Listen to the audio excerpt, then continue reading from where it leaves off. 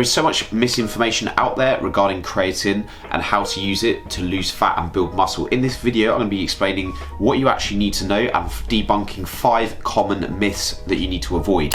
So if you are new to my channel, my name is Dan and I simplify losing fat and building muscle. Hit that subscribe button if you are new, and we are going to get straight into it. So creatine is supplemented in order to regenerate short-term energy. So through the form of ATP, we use up this short-term energy source in weightlifting, sprinting, things like that in the first 10 seconds, say, of exercise when it's highly intense. Now, in order to regenerate this, we need more phosphocreatine stores, and by adding in 5 to 10 grams of creatine per day, we can essentially enhance our ability to regenerate this short-term energy. Now, creatine has loads of potential benefits, including reduced fatigue, so improved endurance, more strength, power output in your training sessions, increase in muscle mass, potential cognitive benefits as well. So there's more and more research coming out.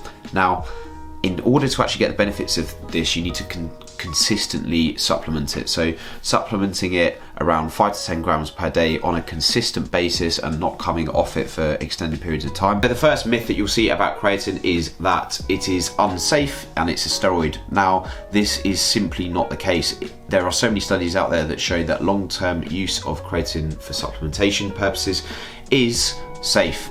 And it is an amino acid found in the kidneys. It's also found in things like red meat and fish. However, in order to actually get the benefits of it from improved exercise performance, increased muscle mass, reduced fatigue, and in order to get the benefits of it, you would have to take in so much meat and fish that it's not really practical to do it, and more expensive to do that than to actually supplement it directly in the form of creatine monohydrate. So the second myth that I'm going to talk about is that people think that you have to come off it when you go into a cutting phase. Now, what does creatine help us do? Well, it helps us build strength in the gym. What do you want to do when you go into a cutting phase? When you go into a cut, you want to retain the muscle mass that you have, and you want to strip off the fat. Now, creatine is actually going to help us in the cutting phase because it's going to help us retain our strength on those lifts. So all people get spooked out by a bit of potential water weight fluctuation on the scale when they first start taking it. So creatine may lead to intramuscular cell water retention. So it actually makes your muscles look a bit fuller, which is a good thing when especially when you're in a cutting phase and you're trying to cling on to any muscle possible. Now, people think that you have to come off it when you go into a cut, and you actually want to do the opposite. So I would recommend that you take 5 grams per day, every day, and there's no need to cycle on and off it. Now, the third myth I'm going to talk about is loading phases. Now, I don't know where this rumor was started by supplement companies or elsewhere, but you have a couple of options. You can either do a loading phase where you give yourself more than the recommended dose for creatine, say up to 20 grams per day, in order to allow your phosphocreatine stores to reach saturation levels, because taking 5 grams a day and taking the regular dose, it takes 21 to 28 days of regular supplementation to start potentially seeing the benefits. Now, I don't really think a loading phase is necessary, and there are, anecdotally reports of people getting minor stomach discomfort by taking high doses. Start with 5 grams a day. If you're a non-responder or you have a lot more muscle mass, you could go up towards 1 gram per 10 kilos of body weight, so maybe up to say 10 grams per day. The fourth myth and rumor that I'm going to talk about is that people think that creatine supplementation is only for bodybuilders or people that are really bothered about increasing their muscle mass. Now, I would argue that there's actually potentially benefits for all populations.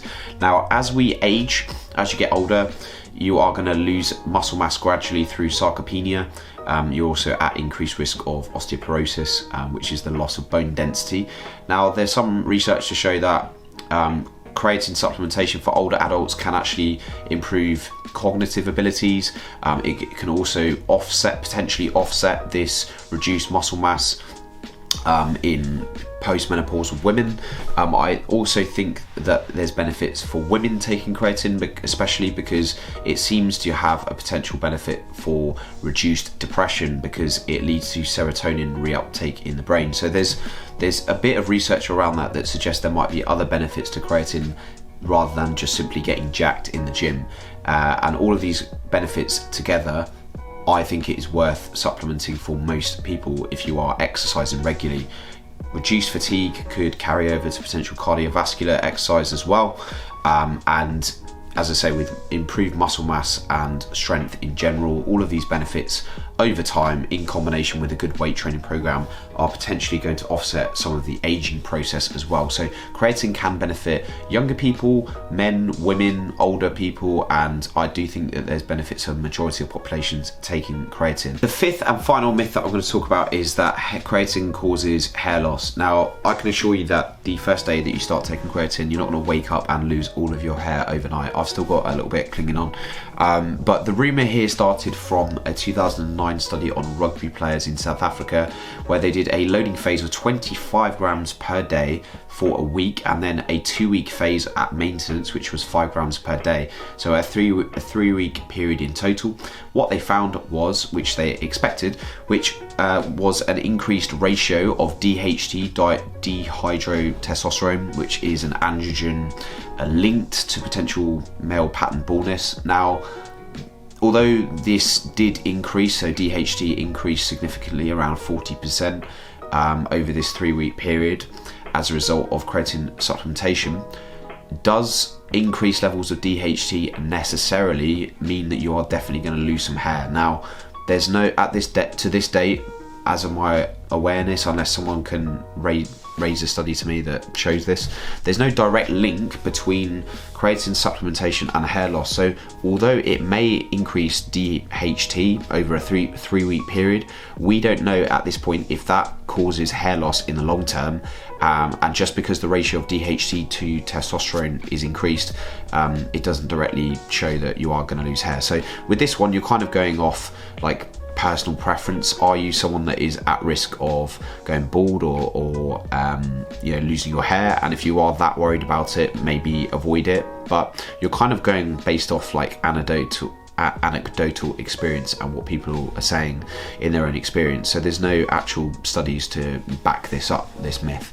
So I wouldn't worry about it, honestly. As long as you're taking a sensible dose, you should be fine. And for most people, I would say 5 to 10 grams of creatine per day, a bit more of water intake alongside that, you should be absolutely fine.